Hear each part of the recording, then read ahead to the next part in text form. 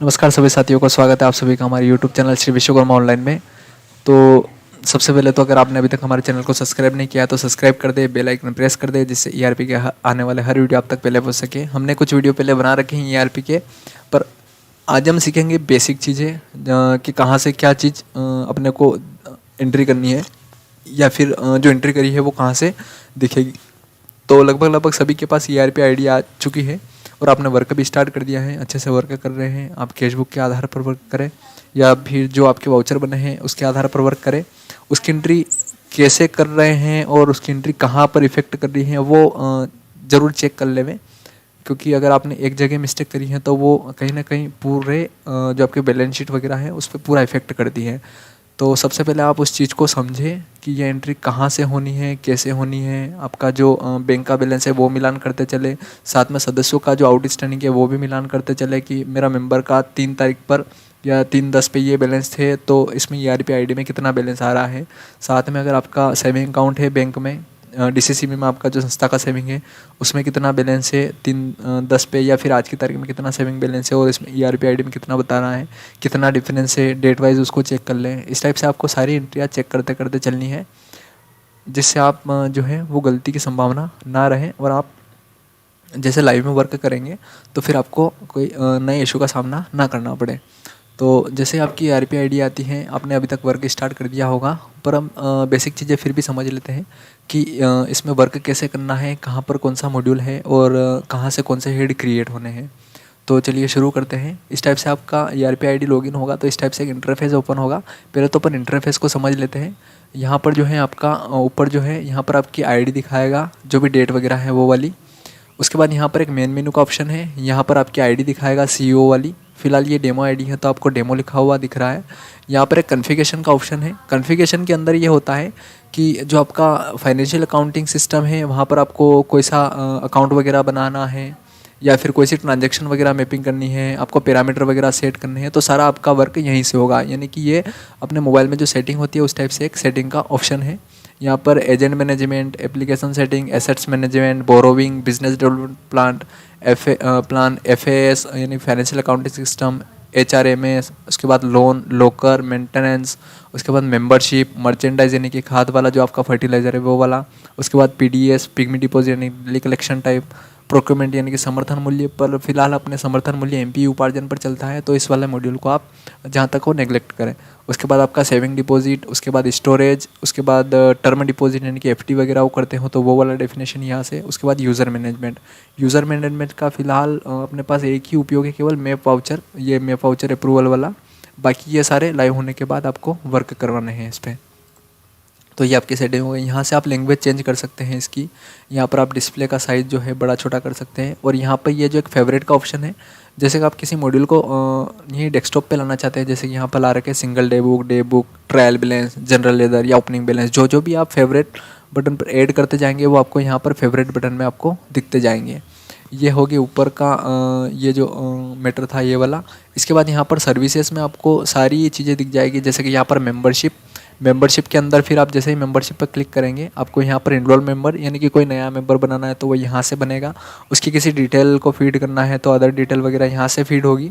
उसके बाद अगर उसकी ज़मीन जोड़नी है तो यहाँ से, उसका अगर शेयर डिपॉजिट करना है तो यहाँ से, उसका शेयर विड्रॉल करना है तो यहाँ से अगर आपको डिविडेंड देना है तो वो, और यहाँ से मेंबरशिप क्लोजर। यहाँ पर ये ऑप्शन दे रखा है व्यू मेंबर का, यहाँ से आप उसका मेंबर को व्यू कर सकते हैं, यानी कि आपने जो डिटेल भरी है वो यहाँ से देख सकते हैं। ये तो हो गया मेंबरशिप वाला पार्ट। उसके बाद आते हैं अपन लोन वाले पार्ट में।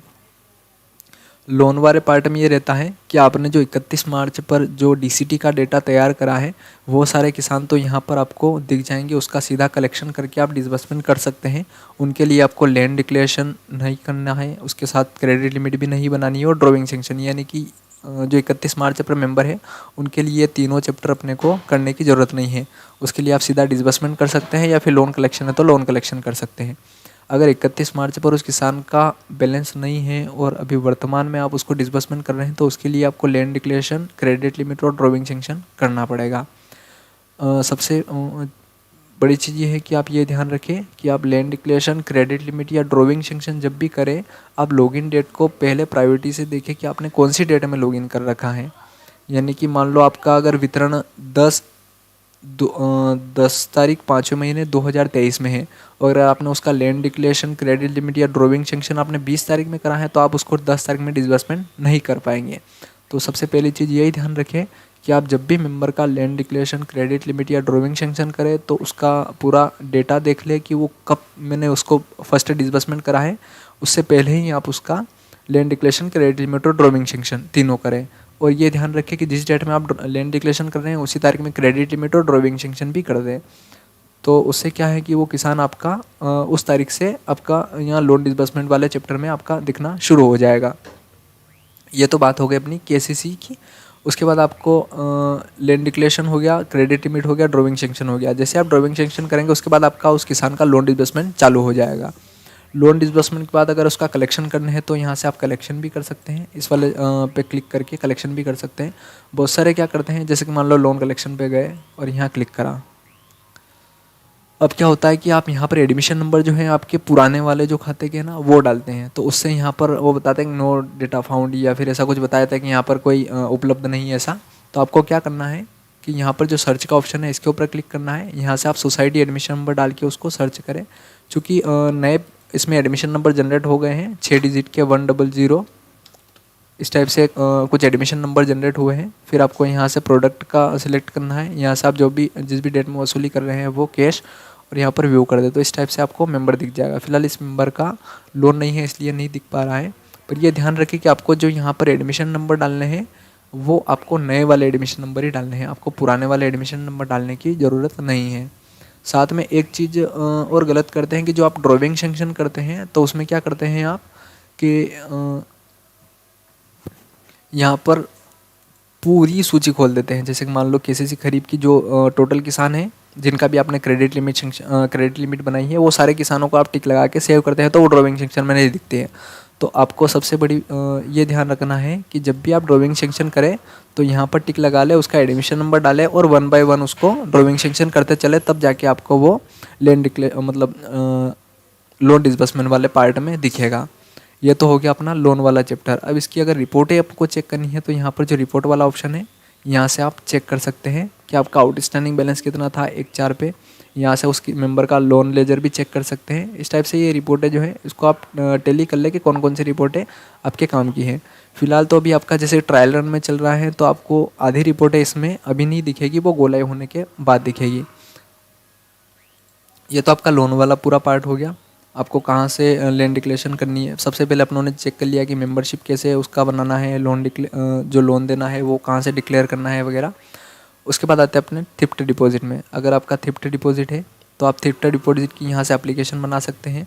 एप्लीकेशन बनाने के बाद यहाँ पर आप थ्रिफ्ट डिपॉजिट कर सकते हैं। उसके बाद अगर विड्रॉल करना है तो यहाँ से, आप अगर उसको इंटरेस्ट देना चाहते हैं तो यहाँ से, और क्लोजर करना चाहते हैं तो यहाँ से। फिलहाल थ्रिफ्ट डिपॉजिट का इतना अपने यहाँ पर चलन नहीं है। अब चलते हैं अपन सेविंग में।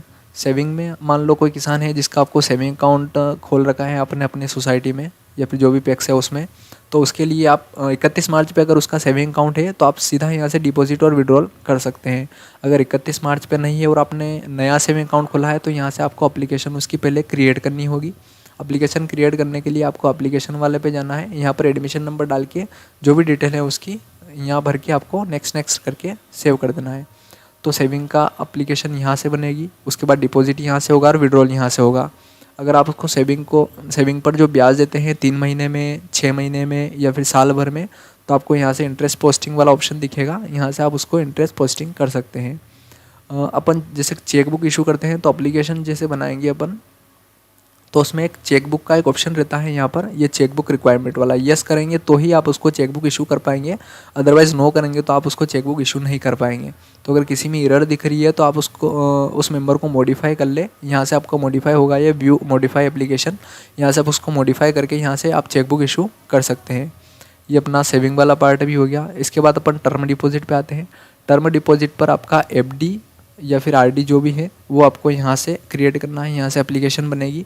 एप्लीकेशन बनाते टाइम पे एक अपने को पहले उसका इंटरेस्ट पॉलिसी सेट करनी पड़ेगी कि क्या इंटरेस्ट रहेगा उसका वगैरह, उसको अपन अगले वीडियो में डिस्कस करेंगे। अभी डिस्कस करेंगे तो बहुत ही लंबा वीडियो हो जाएगा। तो अपन इसकी बेसिक चीज़ें समझ रहे हैं कि जो आपका टर्म डिपॉजिट है वो कहाँ से क्रिएट होगा। एक बार आप अपने आईडी को लॉगिन करके देखेंगे तो पूरा समझ जाएंगे। यहाँ से एप्लीकेशन फीड होगी, यहाँ से ट्रांजेक्शन होगी, यहाँ से इंटरेस्ट पेमेंट वगैरह कुछ करना हो तो वो यहाँ से कर सकते हैं। अगर आपका जैसे कि साल भर की एफडी है और उससे पहले ही आप उसको मैच्योर करना चाहते हो, टर्म क्लोजर का उपयोग करना है। और अगर मान लो 1 साल की अवधि की अगर एफडी है, यानी कि मैच्योरिटी डेट के बाद आप कर रहे हैं या मैच्योरिटी डेट पे कर रहे हैं, तो टर्म क्लोजर वाले ऑप्शन पे आपको आना है। यहाँ से आप उसको सीधा रिन्यूअल भी कर सकते हैं इंटरेस्ट पोस्टिंग करके।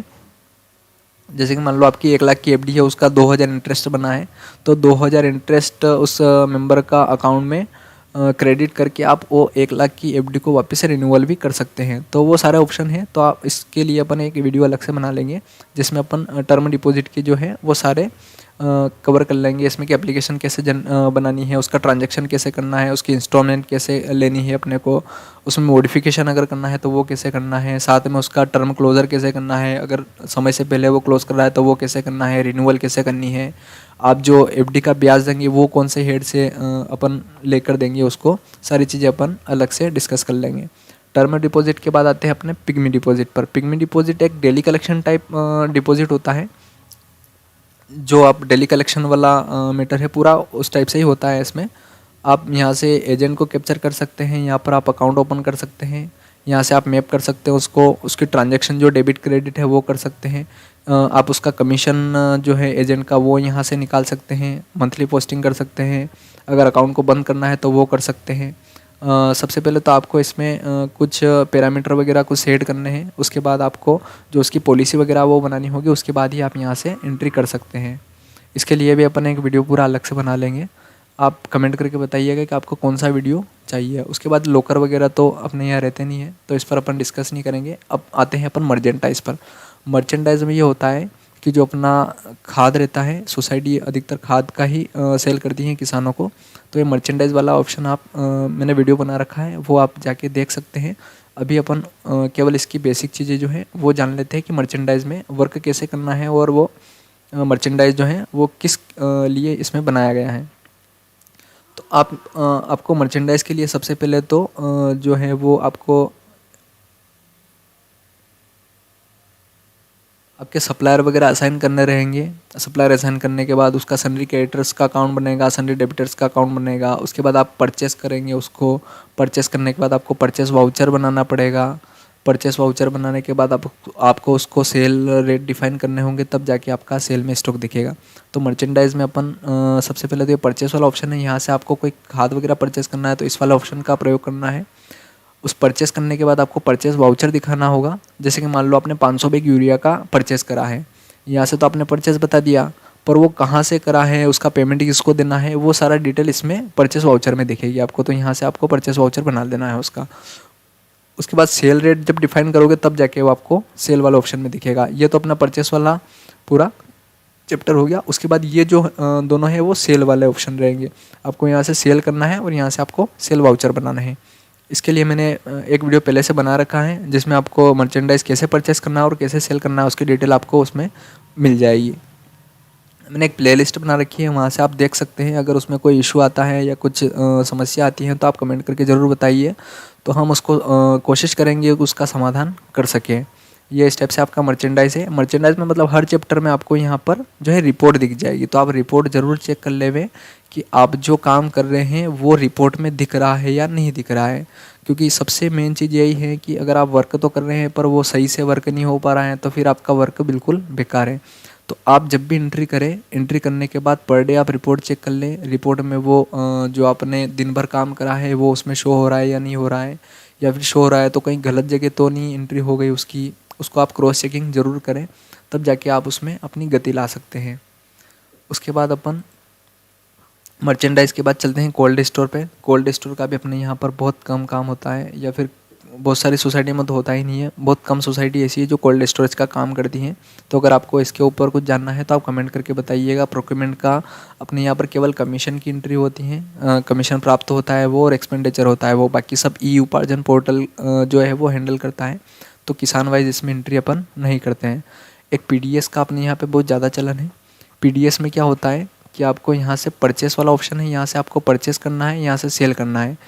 परचेस और सेल में सबसे बड़ी एक इशू ये आता है कि आपने मान लो परचेस करा है तो आप उसको डिलीट नहीं कर पा रहे हैं। यानी कि जो जीरो अमाउंट का आपने मान लो गेहूँ खरीदा है या फिर चावल खरीदा है तो आप उसको डिलीट नहीं कर पा रहे हैं। तो मेरा यही कहना है कि आप जब भी इसमें कोई एंट्री करें, जब तक आप सेटिस्फाई ना हो तब तक उसमें एंट्री ना करें। ऐसा नहीं हो कि आपने अभी एंट्री कर दी फिर थोड़ी देर बाद हुआ कि अरे गलत एंट्री कर दी, मैं डिलीट करना चाहता हूँ उसको। तो आप जहाँ तक हो जो आपका वाउचर है उसको टैली करें अच्छे से, आप उसका मिलान करें, उसके बाद ही इसमें एंट्री करें। क्योंकि जो समस्या है वो अपने यहाँ पे ज़ीरो अमाउंट वाली है तो वो एफएस में दिखेगा नहीं, क्योंकि एफएस में जो वाउचर दिखते हैं वो केवल अमाउंट वाले वाउचर दिखते हैं जिसका अकाउंटेंसी में प्रयोग होता है। अब जीरो अमाउंट वाले उसमें वाउचर दिखेंगे नहीं तो आप उसको डिलीट नहीं कर पाएंगे, वो फिर बैकेंड से करवाना पड़ेगा आपको और वहाँ बहुत ज़्यादा समय लगने वाला है, क्योंकि उनके पास भी बहुत सारे इश्यूज आते हैं, उसको समझने में, उनकी प्रोग्रामिंग वगैरह चेंज करने में उनको भी समय लगता है। तो आप कोशिश यही करें कि जब भी आप एंट्री करें 100% जब सेटिस्फाई हो उसके बाद ही इसमें एंट्री करें। यहाँ से आप परचेस करें और यहाँ से आपको सेल करना है। इसमें आपको सेल रेट वगैरह डिफाइन करने की ज़रूरत नहीं है। अगर आप को लग रहा है कि सेल रेट इसका अलग है तो आप उसका सेल रेट वो कॉन्फ़िगरेशन वाला ऑप्शन है उसमें पीडीएस में जाके आप चेंज कर सकते हैं। यहाँ से आप रिपोर्ट उसकी देख सकते हैं। यह हो गया अपना पीडीएस का। अब इसमें भी जैसे कि अपन एमपीएससी एससी माल लेते हैं, यानी कि गेहूँ चावल शक्कर वगैरह, और अगर उसका पेमेंट करना है तो उसके लिए अपन को एक अलग जो एफएस है बोरोविंग से अपना कैश क्रेडिट का जो अकाउंट है उससे अपन अमाउंट लेते हैं और अपन एफएस में जाके एमपीएससी को पेमेंट करते हैं। उसके लिए एक अलग से मैं आपको बता दूंगा, क्योंकि ये वीडियो बहुत ज़्यादा लंबा होने वाला है। तो ये अपना पीडीएस का चैप्टर जो होता है इसमें यहाँ से परचेस करते हैं, यहाँ से सेल करते हैं। पीडीएस का भी एक अलग से अपन बना देंगे, उसमें आपको कोई इशू हो तो फिर बताना।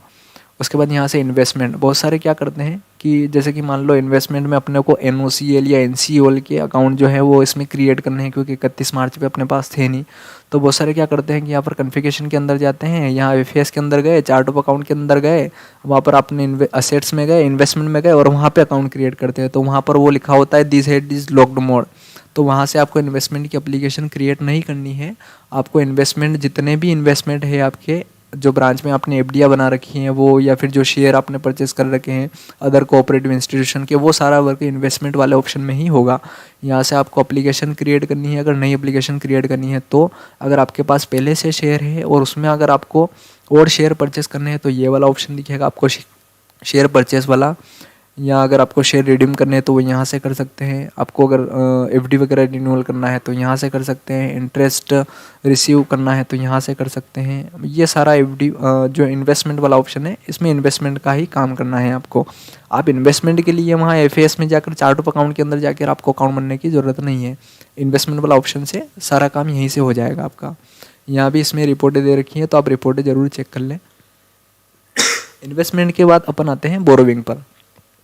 बोरोविंग में क्या रहता है, जो अपन जिला सहकारी में जो अपने अकाउंट चलते हैं सोसाइटी के, जहाँ से अपन जैसे कि मान लो डीएमआर के कस्टमर के अकाउंट चल रहे हैं जिला सहकारी में, वहाँ से अपन डीएमआर जो है वो डेबिट करते हैं और किसान का सेविंग अकाउंट है उसमें क्रेडिट करते हैं।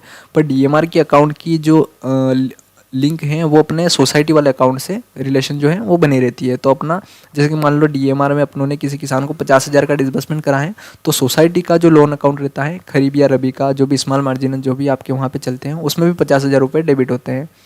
तो उसका जो है पूरा मेंटेनेंस ये जो बोरोविंग वाला है इसमें दिखेगा आपको। यहाँ पर अगर आपके पास पुराने अकाउंट हैं और उसमें अगर आपका जो है वो जमा और डेबिट हो रहा है तो वो आप यहाँ डिसबर्समेंट और कलेक्शन वाले से कर सकते हैं। जैसा कि अपना फर्टिलाइजर क्रैश क्रेडिट वाले अकाउंट में होता है, आपका वही अकाउंट चलता रहता है हर साल, उसको बस रिन्यूअल करते रहते हैं आप। तो वो जो चीज़ है वो आपको डिसबर्समेंट और कलेक्शन में करनी है। आप मान लो अगर डीएमआर के खाते जो है वो हर साल अपने यहाँ पे नए नए खुलते हैं तो आपको अकाउंट क्रिएशन में जाके उसको अकाउंट को बनाना पड़ेगा। उसके बाद वो साल भर वही अकाउंट जितने टाइम के लिए भी आप उसमें ट्रांजैक्शन करें, बस अकाउंट आपको एक ही बार क्रिएट करना है। क्रिएट करने के बाद उसमें डिसबर्समेंट और कलेक्शन कर सकते हैं। तो इस टाइप से जो है वो आपका बोरोविंग का पूरा चलेगा।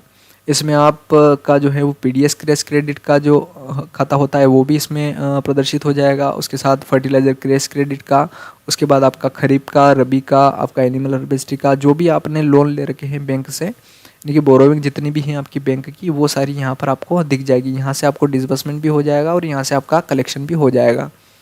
तो ये वाला पूरा जो है बोरोइंग वाला, इसमें आपके जो भी डीसीसी से लोन रखा है उसकी सारी डिटेल कैप्चर यहाँ से होगी। यहाँ से आपको रिपोर्ट वाला ऑप्शन है, यहाँ से आप रिपोर्ट चेक कर सकते हैं। अब आते हैं अपन एसेट्स पे। एसेट्स का मतलब ये है कि जो आपके संस्था में जो भी आपका बिल्डिंग है, उसके बाद आपका टेबल, कुर्सी, कंप्यूटर वगैरह जितना भी आपका है वो सारा एसेट्स के अंदर आता है। तो एसेट्स की जितनी भी आपके पास जैसे कि डेड स्टॉक का रजिस्टर हो गया आपका, वो सारा आपने उसमें प्री माइग्रेशन में फीड करा होगा। तो उसमें अगर आपने कुछ बेचा है या फिर हो सकता है आपने कुछ परचेस करा है, तो वो सारा जो है इस वाले मॉड्यूल से आपको वर्क करना है। इस वाले मॉड्यूल पर मान लो आपने चेयर परचेस करी है, तो यहाँ पर जो परचेस एसेट्स है इसमें जाके आप उसको एंट्री कर सकते हैं। अब मान लो आपने चेयर परचेस करी 10,000 रुपये की, तो यहाँ से तो आपने चेयर परचेस बता दी 10,000 रुपये की। अब उसको पेमेंट कहाँ करा है, तो उसके लिए कुछ नहीं करना आपको। यहाँ पर परचेस में गए, परचेस में जाने के बाद मान लो आपने चेयर परचेस करी 5,000 रुपये की, तो चेयर परचेस करी, वहाँ पर आपको ट्रांसफ़र सिलेक्ट करना है, क्योंकि कैश में तो आप खरीदते नहीं हो। आपको जिला सहकारी या फिर जो भी आपका सेविंग अकाउंट है या फिर जो भी आपका फंड है वहाँ से उस पेमेंट करते हो, तो आपको यहाँ पर ट्रांसफ़र सिलेक्ट करना है। आपको मतलब एक बेच बन जाएगी और एफएएस में आकर उसको जिससे भी पेमेंट करा है वहाँ पर आपको उसको बेच को ख़त्म कर सकते हैं। तो वो एंट्री अपन ज़्यादा डीप में नहीं जाएंगे, फिलहाल अपन ऊपर से इसको समझ लेते हैं कि ये मॉड्यूल किस काम का है। मतलब इसमें जो है आपका एसेट्स परचेस करना, उस पर अगर डिप्रेशिएशन लगाना है तो वो भी आप कर सकते हैं, मैनेज एसेट्स, उसके बाद हायर एसेट्स, कैलकुलेशन एसेट्स, उसके बाद इंश्योरेंस वगैरह करते हैं तो वो भी सारी एंट्री इसी मॉड्यूल से हो जाएगी और यहाँ से भी इसकी रिपोर्ट चेक कर सकते हैं। एसेट्स के बाद आता है अपना HRMS, इसका भी अपने यहाँ पर कुछ ज़्यादा वर्क होता नहीं है। अब आता है अपना FAS, यानी कि जितना भी आपका ये सारे मॉड्यूल है कहीं ना कहीं FAS से कनेक्ट हैं। यहाँ पर एक प्रीपेयर वाउचर दिखता है, यहाँ पर मॉड्यूल रिसिप्ट, मॉड्यूल पेमेंट, इनका तो बहुत ही कम वर्क होता है। यहाँ से आप अगर किससे कैश पेमेंट ले रहे हैं, मान लीजिए जब आप कैश पेमेंट के थ्रू किसी से पेमेंट ले रहे हैं तो वो यहाँ से आप कैश रिसिप्ट कर सकते हैं। जैसे कि आप लोन वाला तो लोन वाले फील्ड में जाके करेंगे, सेविंग वाला सेविंग वाले में, उसके बाद आपका जो थ्रिफ्ट डिपॉजिट है वो जो मॉड्यूल है उनका तो उसी में वर्क करना है। अगर उन मॉड्यूल के अलावा कोई कैश रिसिप्ट होता है तो वही आपको यहाँ से करना है। उसके बाद आप कैश पेमेंट अगर करते हैं तो वही आपको यहाँ से करना है। वो जितने मॉड्यूल हैं उनके अलावा अगर कोई हो तो आपको यहाँ से करना है। अदरवाइज़ जो मॉड्यूल जैसे कि लोन का है तो लोन में, सेविंग का है तो सेविंग में, वो मॉड्यूल तो वो है ही है, उनका वर्क आपको वहीं से करना है। अगर उनमें कोई चीज़ नहीं है तो आप यहाँ से इसका यूज़ करना है। उसके बाद जितने भी आपके लागू यानी कि ट्रांसफ़र वाउचर बनते हैं वो अदर ट्रांसफ़र में जाके आपके बनेंगे। इसमें भी आपको अदर ट्रांसफ़र पर क्लिक करना रहता है। अदर ट्रांसफ़र पर क्लिक करने के बाद आपको पहले बैच जनरेट करनी होती है। यहाँ से जनरेट न्यू बैच करके जनरेट न्यू बैच करेंगे, यहाँ पर बैच आईडी आ जाएगी। सोसाइटी वाउचर नंबर अगर आप यूज़ करते हो यहाँ से डाल सकते हैं। क्रेडिट डेबिट जो भी करना है आपका वाउचर उस टाइप से आप यहाँ से करके सेव कर सकते हैं। ये FAS का फर्स्ट मॉड्यूल हो गया। FAS का सेकंड मॉड्यूल में चलते हैं अपन। यहाँ से आपको पास वाउचर दिखते हैं। मान लो आपसे गलती से कोई वाउचर गलत बन गया है तो आपको यहाँ पास वाउचर में आना है, यहाँ व्यू करना है जिस भी डेट में बना है और आपको उसको टिक करके डिलीट कर सकते हैं। जितने भी वाउचर आप दिन भर के बनाएंगे वो सारे वाउचर आपको यहाँ दिखेंगे, आप उसको टेली भी कर सकते हैं। ये आपका पास वाउचर वाला ऑप्शन हो गया। इसके बाद आपका जो है वो डे बुक निकलती है, यानी कि दिन भर में जितने भी एंट्रियाँ करी वो आप डे बुक से चेक कर सकते हैं, उसको टेली करें, उसके बाद ही आप सेटिस्फाई होकर उस डेट को ख़त्म करें।